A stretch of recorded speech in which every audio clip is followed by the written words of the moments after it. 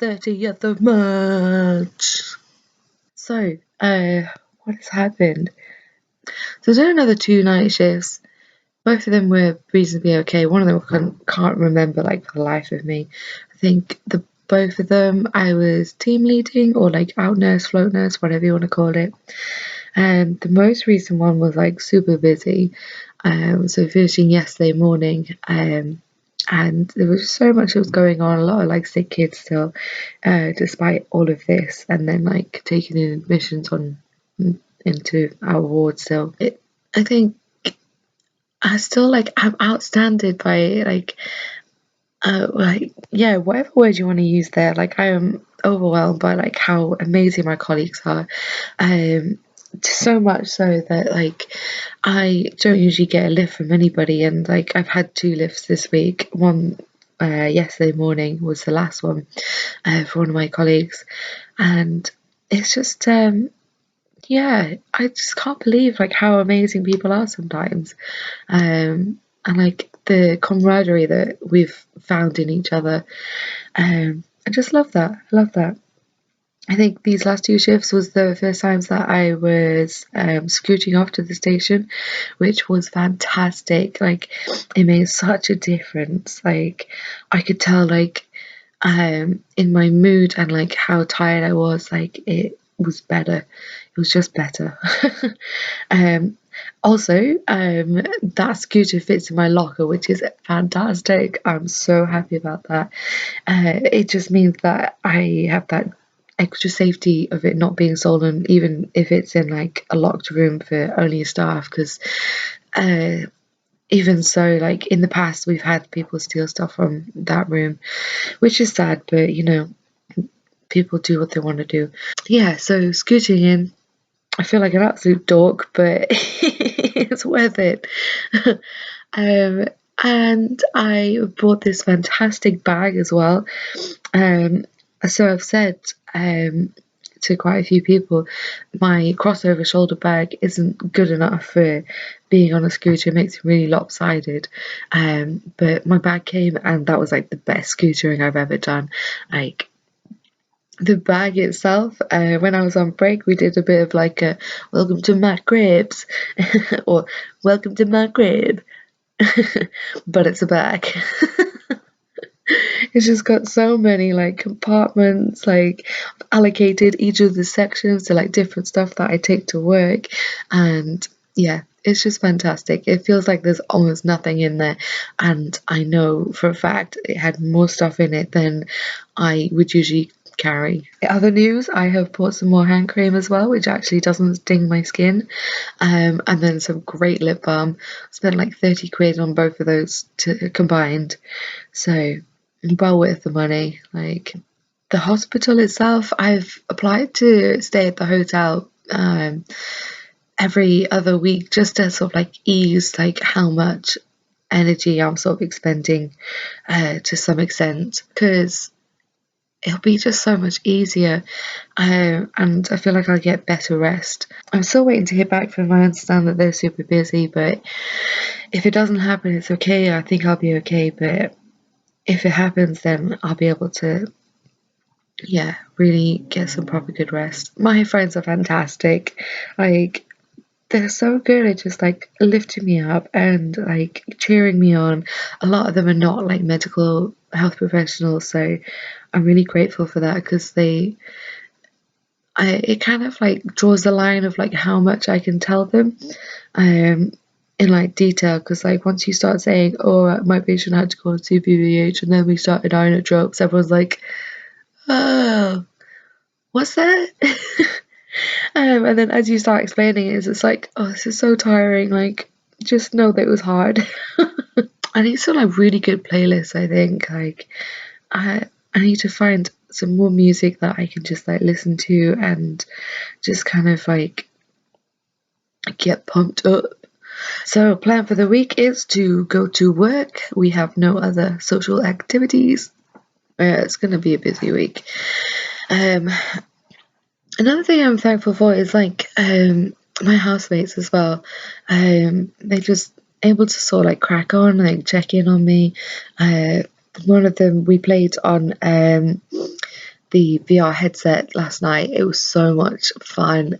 It made me feel a little bit dizzy and sick, but we played for a while. Yeah, we played the Rick and Morty VR headset. It was really good. I'd recommend it. But yeah, hopefully we can play a bit more of that. I'd enjoy that. For this week, we have 2 night shifts, a day shift, and then 2 more night shifts, all before Sunday. So we will see how that goes, see how tired I am. Hopefully I will be in a hotel room, just closer to work so I can just be there basically. Workers also said that they've got so many supplies and stuff coming in on like donations, that they're making us like little wellness packs. So I'm interested to see what's in it, and I'm wondering what's been donated, but we don't get those until probably I don't know, Wednesday maybe. Let's see on that one. There's been so many like food donations as well. I've said about the stuff that I've had to go and get. We've had like pizza deliveries, we've had donuts, we've had like free stuff from Costa, we've had like all of these little boxes of food from, I think it was Compassion, which is really cool because I think a lot of their work is abroad, like Africa and like India and those sort of kind of places that need like social support in that way. So I think it's right up their alley to give us some food, or donate some food. I'm really grateful for that. Hopefully there's some there tonight and I don't need to eat my couscous. Still living on couscous.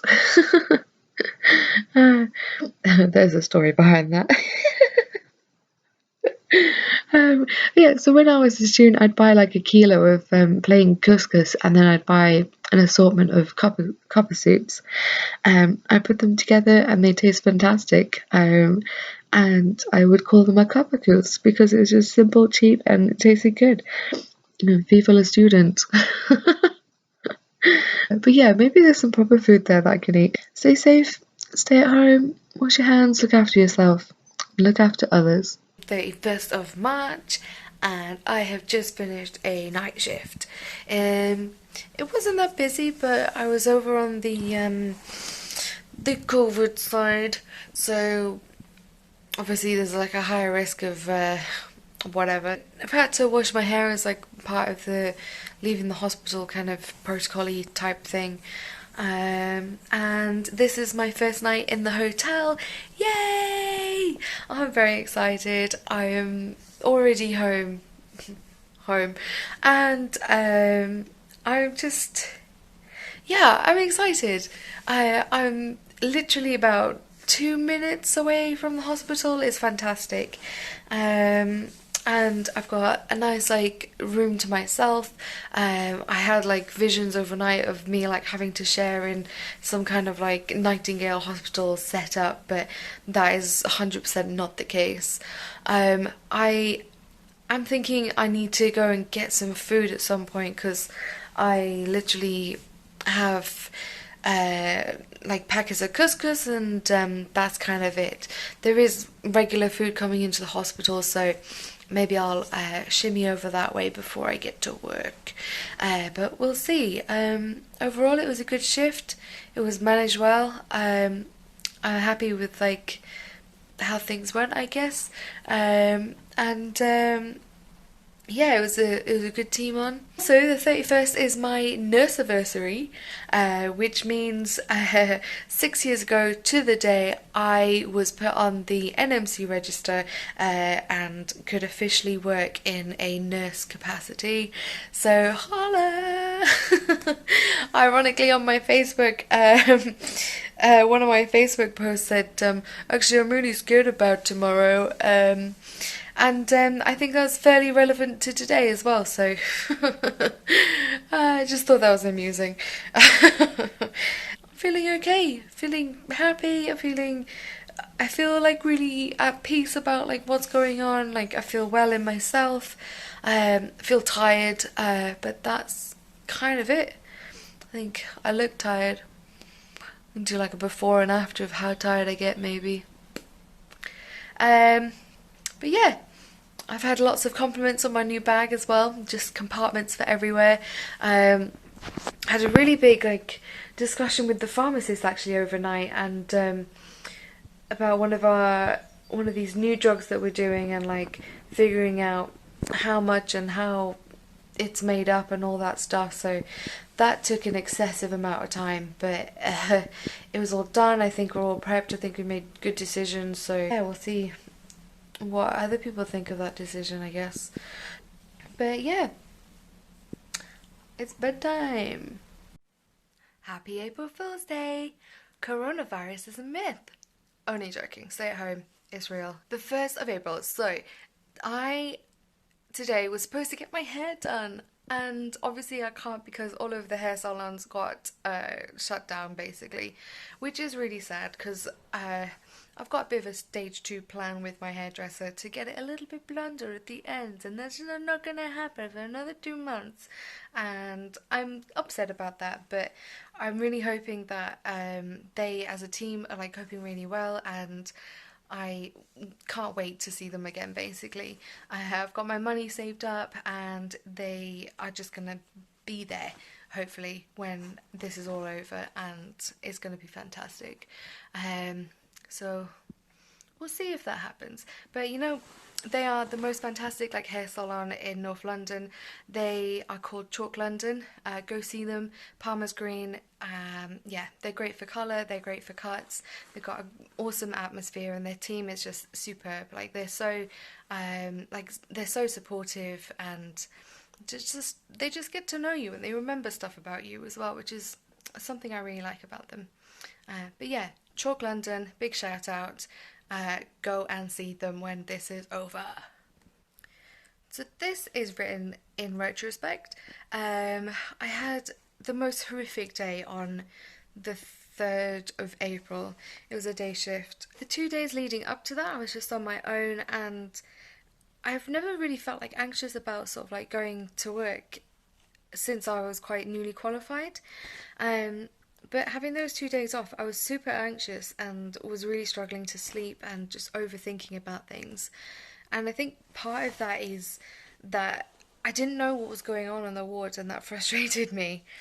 I think that's why I'm an intensive care nurse. I quite like the control of like knowing what my patient's doing, where they're probably going to go, and sort of supporting them in that way.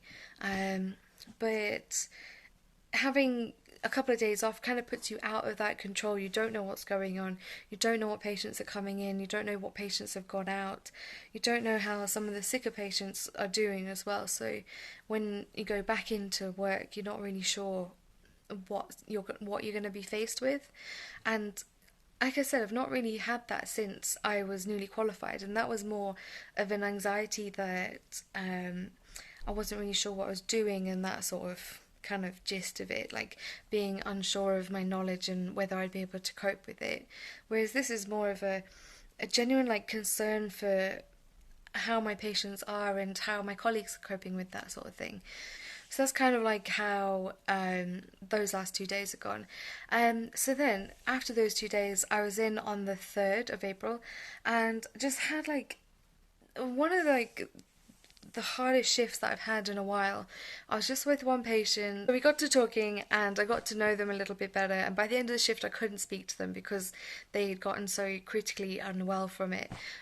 Along with that, I had to wear full PPE, so like a gown, a mask, a visor and gloves. So on top of all of that, it was so frustrating trying to communicate to that person and their parent. As well as like talking to the teams outside as well, because when you're kind of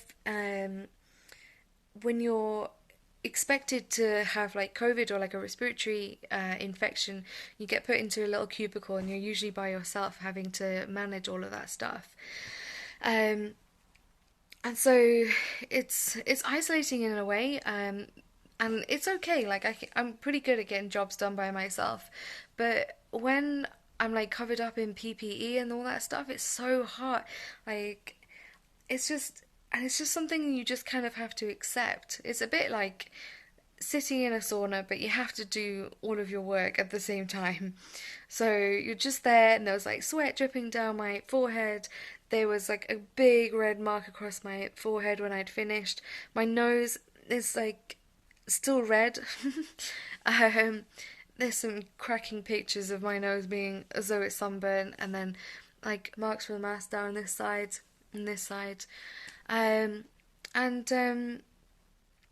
it was just it was a heartbreaking shift. Like it was physically really draining. It was mentally draining trying to organize all the stuff that my patient needed and making sure it all came together. And then like emotionally draining as well, like having to coach my patient through what they were going through and just kind of supporting them in that way, because obviously they were super anxious about what was going to happen to them. And then on top of that, having all the frustrations of communication issues and whatever else. So my brain hurt, my muscles hurt, my heart hurts. um, but yeah, that was that shift.